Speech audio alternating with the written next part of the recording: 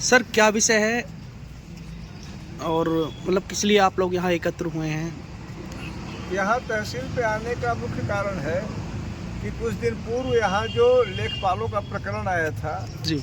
उसमें हमारे साथियों ने, हमारे जो जिलाध्यक्ष महोदय हैं और नीरज शर्मा जी ने बहुत ही महत्वपूर्ण अभिलेख और साक्ष्य तहसील के अधिकारियों को दिए, डीएम को दिया, सबों को दिया, लेकिन कार्रवाई इसमें शून्य प्राय हुई। अभी तक 3 में से मात्र 1 व्यक्ति निलंबित हुआ है, अन्य पे कार्रवाई नहीं हुई है। आज हमने एसडीएम की अनुपस्थिति में तहसीलदार से बात की है। इस प्रकरण में तत्काल एफआईआर दर्ज किए जाने और तीनों लेखपाल को निलंबित किए जाने की मांग हमने की है।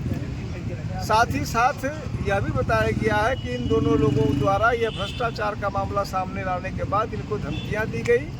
हम लोगों ने उस प्रकरण की भी, जो तीनों लेखपालों ने तमाम लोगों के जरिए इनको धमकी दी, इनको दबाने का प्रयास किया, नीरज शर्मा को और मधुर मिश्रा को, उसके संदर्भ में भी जांच की मांग की है। मुझे तहसीलदार सीमा सिंह जी ने इस बात के लिए हमें आश्वस्त किया है कि इस प्रकरण में वो पूर्ण न्याय करेंगी।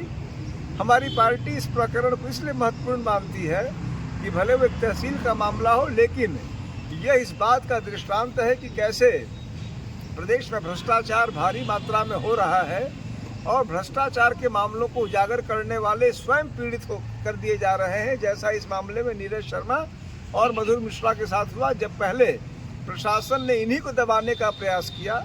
हमारी पार्टी इस प्रकरण में यदि कार्रवाई 7 दिन में नहीं होती है तो मैं दोबारा यहाँ आऊँगा और हम अनिश्चितकालीन यहाँ तहसील के सामने हमारी पार्टी बैठेगी, क्योंकि एक ऐसे प्रकरण में जहाँ सारे सबूत साक्ष्य हों, उसके बाद कार्रवाई नहीं हो, यह शासन की मौजूदा स्थिति की हकीकत को सामने लाता है। तो सर जैसे पहले इस प्रकरण में कार्रवाई नहीं हुई है, अब आपको आश्वासन मिला है, आश्वासन पर आपको लगता है कि कार्रवाई होगी? महिला अफसर ने जिस गंभीरता के साथ आश्वासन दिया है, मैं प्रथम दृष्टया यह मानना चाहूँगा, विश्वास करना चाहूँगा कि कार्रवाई होगी।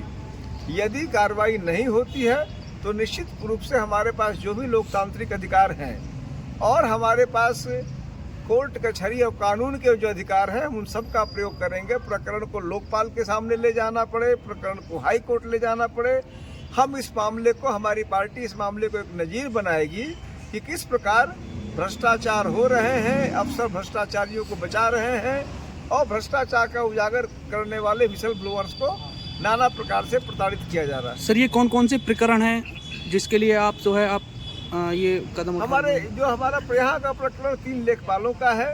3 लेखपालों से जुड़े कुछ मामले आए, जो पहले ईडब्ल्यूएस के सर्टिफिकेट से शुरुआत हुई, बाद में धमकियों की बात आई, बाद में बड़े अफसरों द्वारा बचाने के संदर्भ आए।